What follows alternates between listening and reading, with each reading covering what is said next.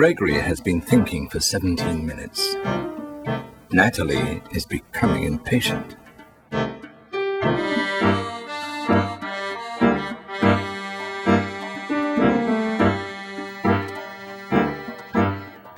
Natalie has cunningly used her knight to trap Gregory in a fork.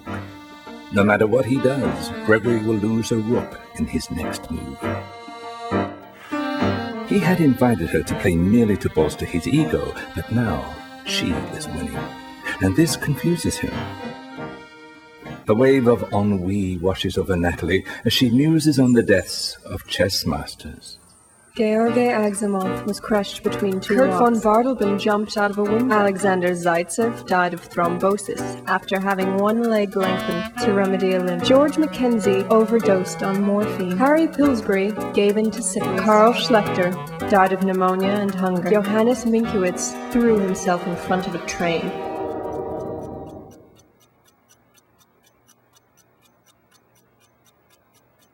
Jadoob?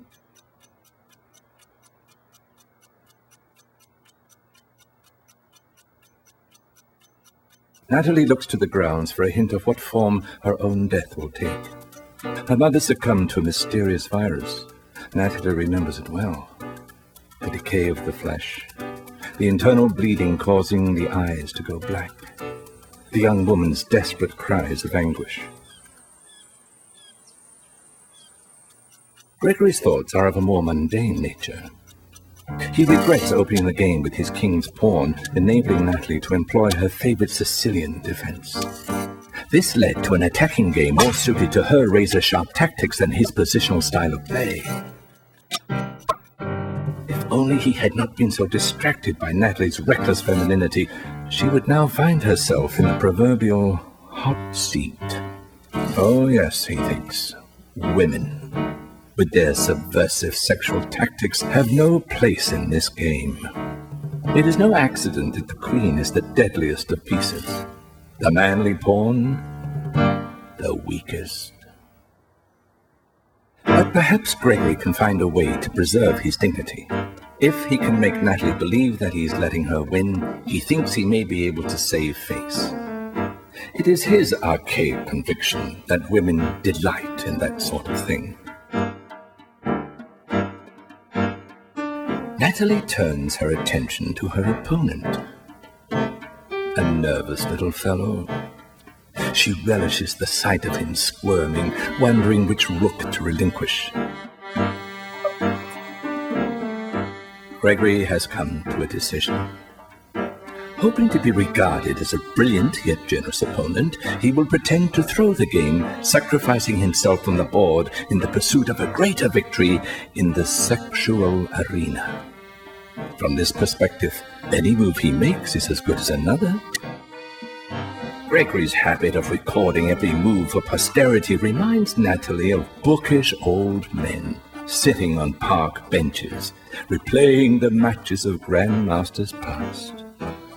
Annoyed by this presumptuous habit at first, now she is grateful, for it has brought to mind yet another sordid tale of death. William Henry Russ, chess archivist, raised an orphan girl from a young age and proposed marriage to her when she turned 21. Upon her refusal, William Henry shot the girl 4 times in the head. He then attempted suicide by jumping in the river. When this failed, he shot himself twice in the head, finally dying of sadness 10 days later. The girl lived.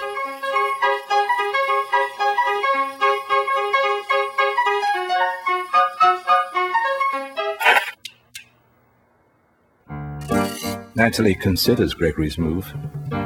It occurs to her that he is attempting to let her win, an act she considers highly unnecessary since she is the stronger player. She does not appreciate his condescension, but two can play at this game. And she knows the female is infinitely more adept. Natalie captures a rook so as not to arouse Gregory's suspicion. Gregory retaliates with a spite check. Luring Gregory into her web, Natalie captures with the wrong piece, exposing her king. Mistaking Natalie's subtle ruse for an actual blunder, Gregory forgets his lofty intentions, and as he sees a mating combination, the winning instinct takes over.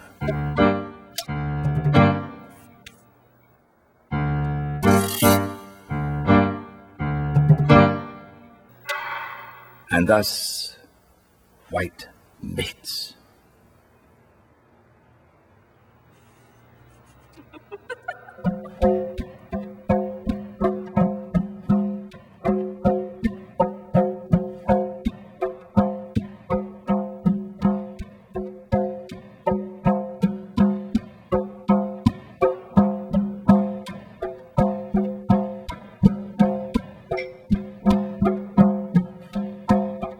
The female praying mantis will eat the head of her mate during the act of copulation, improving the male's sexual performance.